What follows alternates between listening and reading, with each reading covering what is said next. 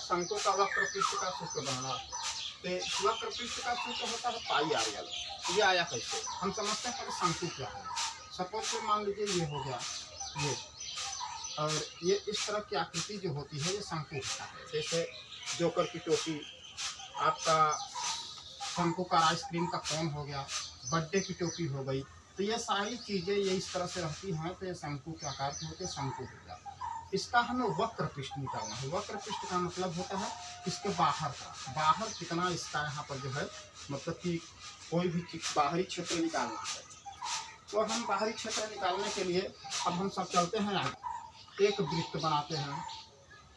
ठीक, वृत्त बनाने के बाद हम क्या काम करते हैं, ये इसका सेंटर पॉइंट है, केंद्र बिंदु।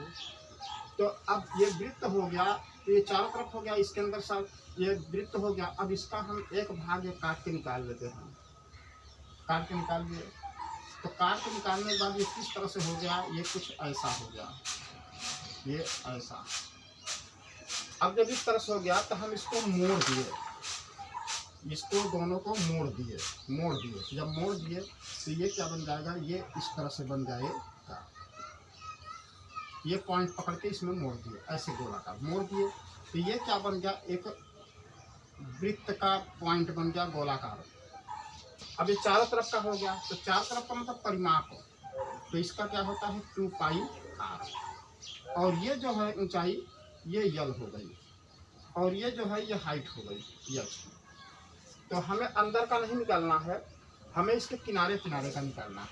तो अगर हम इसको 2 भागों में काट देते हैं, यहाँ पर ये हो जाएगा इस तरह से, यहाँ पर काट देंगे, एक भाग इधर और ये भाग उठा के इधर लगा देंगे, तो ये इस तरह से हो जाएगा, ये इस तरह से बन जाए।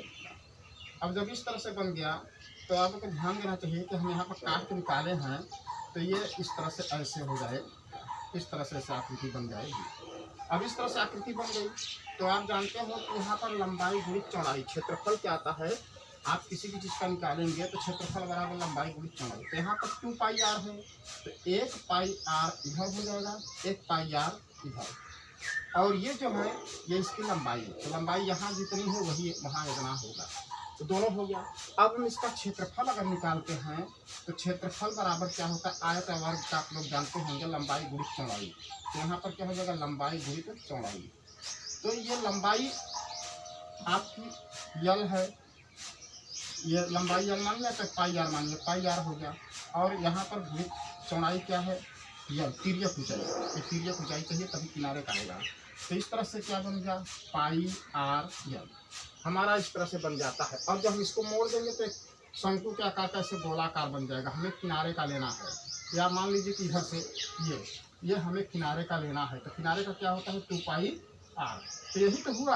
अब आधा इधर, अगर इसको तोड़ेंगे तो आधा इधर रख देंगे और आधा इस साइड, तो लगा देंगे, तो ये हो जाएगा पाई आर इधर, पाई आर इधर। अब यहाँ यल है तिर्यक ऊंचाई, तो यल इधर आएगा। यच नहीं देंगे, यच लेने का मतलब हो जाएगा कि अंदर का इसके आयतन निकल रहा है, तो हम यल लेंगे, तो यल यहाँ लगा देंगे। तो यहाँ पर इसका जब क्षेत्रफल का गुणा हुआ तो यहाँ लंबाई गुणित चौड़ाई, तो ये हो गया पाई आर गुणित यल, अर्थात पाई आर यल। तो हम इस तरह से पाई आर यल करके बना सकते हैं। ये शंकु हो गया ये। अब इसका वक्र पृष्ठ निकालेंगे, क्या निकालेंगे, वक्र पृष्ठ। तो वक्र पृष्ठ के यहाँ पर मान लीजिए कि यहाँ पर लंब यल तिर्यक ऊंचाई हमारा दिया है 10 सेंटीमीटर, और इसका यहाँ से आधा पॉइंट, यहाँ से त्रिज्या दिया है आर, यहाँ पर दिया है, इसको हम त्रिज्या को आर से निरूपित करते हैं। रेडियस ये दिया है हमारा 7 सेंटीमीटर, 7 सेंटीमीटर ये चीज दिया है। अब हमें इसी फार्मूले में रख देना है। तो वह शंकु का वक्र पृष्ठ का सूत्र क्या होता है, पाई आर यल। तो हम रख देंगे पाई आर यल। ठीक, वक्र पृष्ठ का सूत्र, वक्र पृष्ठ, वक्र का मतलब होता है बाहरी नाप, इसके किनारे किनारे का। तो पाई का मान 22/7 होता है।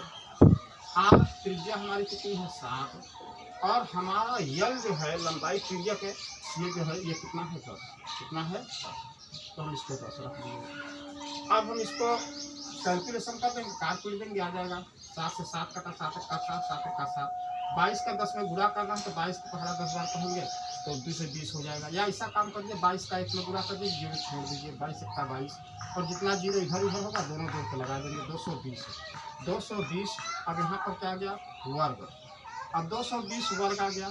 अब दिया क्या है, सेंटीमीटर दिया है तो सेंटीमीटर लिख दीजिए, मीटर दिया है मीटर, कुछ नहीं दिया है तो वर्ग इकाई करेंगे। हाँ, तो यहाँ पर 220 वर्ग सेंटीमीटर। आपके दिमाग में आएगा वर्ग क्यों आता है, जैसे दो चीज़ का गुणा होगा, इसे यक्ष गुणित यक्ष, तो यक्ष गुणित यक्ष का अगर गुणा हो रहा है, इस पर पावर 1 है, पावर 1 है, तो यक्ष एक ही बार है लिखा जाएगा, यहाँ पर पावर 1 है, गुणा है तो प्लस हो जाता है, पहले